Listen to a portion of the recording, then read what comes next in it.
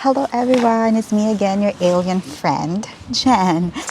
Your di makabasag pinggan friend, diba? Oh, may nagsasampay. Anyway, I'm at the park near my house right now. Today, in this vlog, I'm gonna share with you my road to becoming a Nihongo student here in Japan. Okay, for those who are interested, I'll try my best to be as specific as I can when I lay down the processes and necessary requirements for those who are aiming to study Nihongo here in Japan. And also, I'll give an estimate of how much it really costs to stay here. Before anything else, I'd like to highlight that everything that I'm gonna lay down here are based on my personal experience. Of course, the requirements, the timeline, and the costs will vary depending on your school and of course, depending on the guidelines that the government of Japan will issue at the time of your application. Just a brief background, I came here last year, March 2020, so that I could join my classes which will start April 2020. So okay, let's walk down my memory lane starting 2019. First, how did I find my school?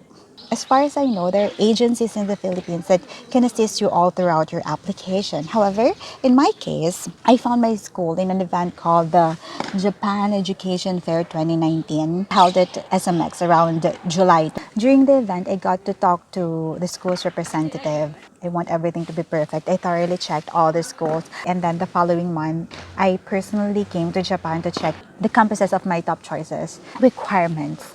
In my case, I was directly in contact with my school's administrator, so I got the list of requirements from them. And oh my gosh, when I first checked the requirements, OMG, shook talaga ako. Seriously, naglagas ang hair ni ma'am. It cost me my hair, if you're gonna ask me. I had to buy hair growth shampoo. Pantene stop falling down. Joke. Taking into account that I was planning to join the April 2020 school year, my school started accepting applications starting August 2019 and the deadline was October 2019. Afterwards, my school submitted my documents to the Immigration Bureau of Japan. So the Immigration Bureau will take like November until February to check your documents if you're eligible to study here in Japan. Yes, the certificate of eligibility is required for your application for student visa in your respective countries. What are the basic documents that you have to prepare? Your school or your agency will provide you with a set of designated forms that you just have to fill up your school diploma or certificate of graduation, or if you haven't graduated yet, certificate of your expected date of graduation, transcript of record from the last school that you attended, a certificate of Japanese language ability. Depending on your country, some are required to submit a certificate showing that you have studied at least 150 hours of Japanese. For Filipino, we are required to submit JLPT certificate. Good thing I took to July 2019 JLPT. Talaga, may guardian angel talaga ako. Guardian angel, my guardian angel. I need you now. Charot. There are two more sets of documents that are equally important. These are the financial matters. You have two choices, self-support or you can have a supporter or guarantor. In my case, I submitted both self-support and I also had a guarantor or supporter. So, ay, sorry, muntik na naman kayo masama. Oh my gosh, ayun yun, masasama ko lang. Mahigop kayo dito sa Japan. So, what are the documents that are required both for self-support and if you have a guarantor? So, of course, you need your supporter certificate. This is a designated document that will be given to you by your agency or your school. And your bank statement of the supporter. The bank statement of the supporter should reflect that you have enough money to cover your stay here in Japan. I think you should at least have 1 million to 2 million yen in your bank statement to be safe. And third one, bank transaction records for the past 3 years. 3 years, I don't know if this is just my school. I don't know. They asked me for a 3-year bank transaction to show that you didn't just put in money just for show.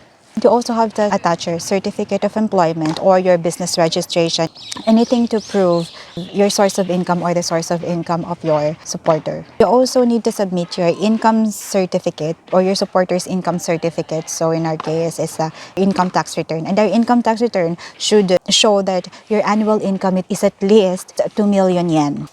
And also documents to prove your relationship with your supporter. You have to submit the originals of all these documents, and you have to attach a Japanese translation of these documents. After sending my documents, it was waiting game na. But during that time, I was already looking for the place that I'm gonna stay here in Japan, and I also booked my plane ticket. It was attracting positivity. But anyway, commercial muna. While collecting my documents, so I was partying and all that. So yon, napilay si ma'am. Yeah, I had to go through a knee surgery. I was on crutches for 1 month and I couldn't really walk around freely. It was so mahirap. Yun, tumaba. But anyway, pagka-heal ko lang, yan, nag-Japan ulit, nag-party ulit. Life goes on. Anyway, so finally I got my COE. I applied for my visa. I got my student visa. And then, biglang Corona! Yeah. My original flight was March 26. I was supposed to tour around first with my mama and my kuya. And suddenly, our government announced the lockdown. I had to rebook in my flight immediately. I only had 72 hours to resign from my work, prepare my things. Sobrang stretch talaga. I was in stretch talaga. It was so confusing. It was already locked down. I don't know how to go to the airport because it was so strict, right? I don't know if I would be able to leave the country. Anyway, good thing talaga that I have Kuya Ian. Yay! Kuya Ian, Jonanga. Thank you so much for sending me to the airport. Charot, hello ko, You know what keeps me going are my friends, my family, the unlimited support that I get from the universe. Yay! I safely arrived here in my dream country, Japan. Anyway, starting now, I'm gonna talk about the cost.